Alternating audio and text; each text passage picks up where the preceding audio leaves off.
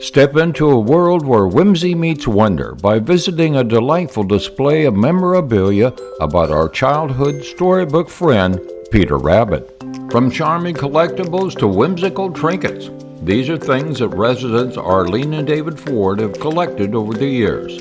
So hop on down to the display cases along the entrance hallway to Captain's Stable. Relive a bit of Peter Rabbit's world. Hi everybody, I'm with Arline Ford, and this is her collection of Peter Rabbit memorabilia, and we're going to find out about that. This is the first video that I've done since my stroke of June the 2nd. And I only mention it because if it sounds like I'm a little tipsy, I'm not. I'm still working to get that voice back. Okay, so Arline, how did you start to collect Peter Rabbit? Well, when my husband David and I were first married, we didn't have a lot of money, but I fell in love with these little books. And so I would get a little book about Peter Rabbit or Beatrix Potter's stories on all kinds of special occasions, birthday, Christmas, whatever, because they were very inexpensive. At the time, around $2 maybe. So it made a perfect gift. And then, as things happen, I could not pass up a display with anything related to Beatrix Potter. So, and also, as you probably know, when people find out you have a little hobby, every gift occasion you get something else related to a little help from my friends. So earrings and pins, and I'm out of control. Yeah. Now, one of the things, I did a little research that I found out that Peter Rabbit is the first character that was ever given a patent. I always thought it was Mickey Mouse, but Mickey didn't come along till 1928, and this was 1903. Exactly. Now, and this is the guy that got the patent. Hi, Peter. It's really nice to meet you.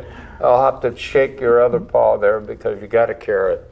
Well, he used to be a little more colorful. This was blue, and now it's faded to tan, but nonetheless, he's in pretty good shape. That was a blue jacket. It was. Okay. Yeah. Many of the things I picked up when we went to England and we visited Beatrix Potter's home, which you see in this picture. Yeah. She had a farm, and she loved animals. And that's how she began to draw and record her experiences with these various animals, little wild animals. Let's take a closer look at some of these items. Now we're going to start with the oldest thing that you have, which to me is the most valuable if I was a collector. When you first showed them to me, I was dumbfounded, really. And the way you found them is even more interesting. So go with that. Well, when I was a beginning teacher, I happened to go by a trash can in the library, and I saw these two books in the trash.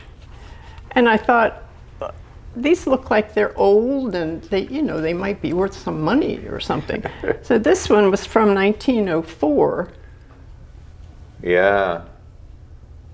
And you can see, this is actually the tale of Benjamin Bunny, okay, who was a cousin to Peter. And this one is the tale of Mrs. Tiggy Winkle, who you would see up there in that corner. I do have the stuffed. Oh yeah, there she is. Yeah, and this one has a date of 1905. Yeah. And the library, the school library stamps. Yes. That's precious. Yes. As you can see, they are in pretty rough shape, but still, they didn't belong in the trash. No, certainly not, especially for a collector like you. Well, I didn't actually start out to be a collector. I just liked these things, and I would buy one whenever I saw it, and then, found out when we went to Beatrix Potter's home. Yeah. Because we were near there, and David said, I know I'm not going to be able to pass that by in the Cotswolds. And so, of course, they had a gift shop.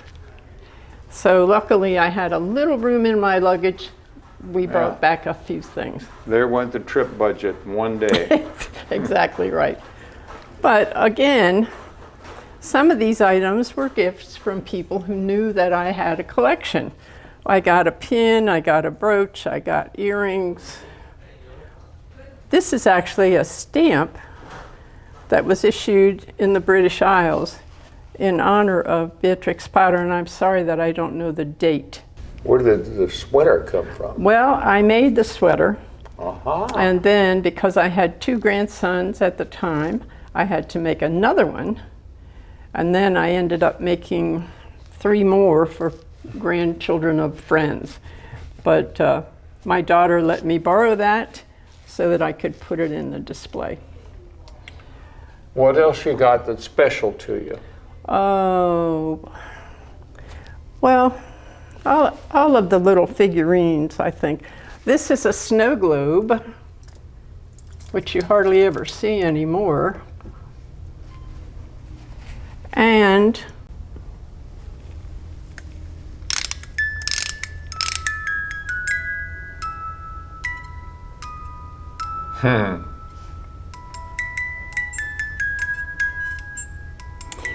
at Easter, when I displayed some of these on the little shelf outside of our unit, Yeah.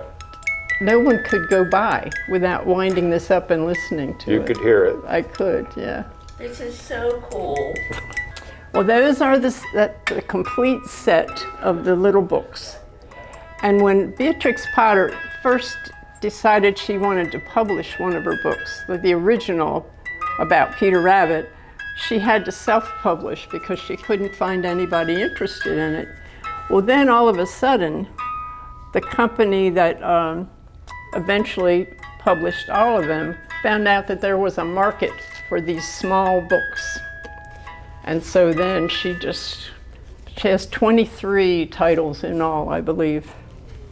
The little illustrations that you see in the books, Beatrix used to write letters when she went on holiday back to children of people who worked for her and with her. And she would always illustrate these letters. And so they became quite popular in their day as well. Yeah. But the ones that you see in the books are all done by her. No one else has ever illustrated her little books. Was she an artist before a writer? No, she was a farmer.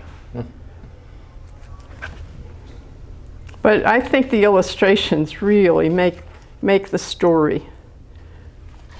But my husband David loves to tell this little tale about it because I had them in my office when I was a school principal.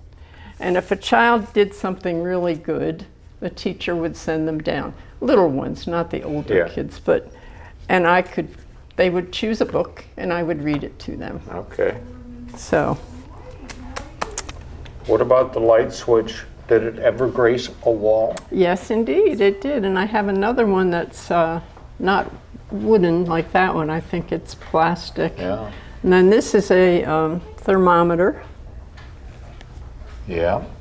And these needle cross stitch were done by friends and given to me as gifts.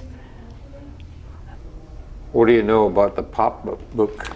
Well, it's one of the most popular books with little ones because, you know, you turn the page and something pops up, and they love that. I think that's the one I can remember when I was a little guy, my mother reading Peter Rabbit to me, and I think it was a pop.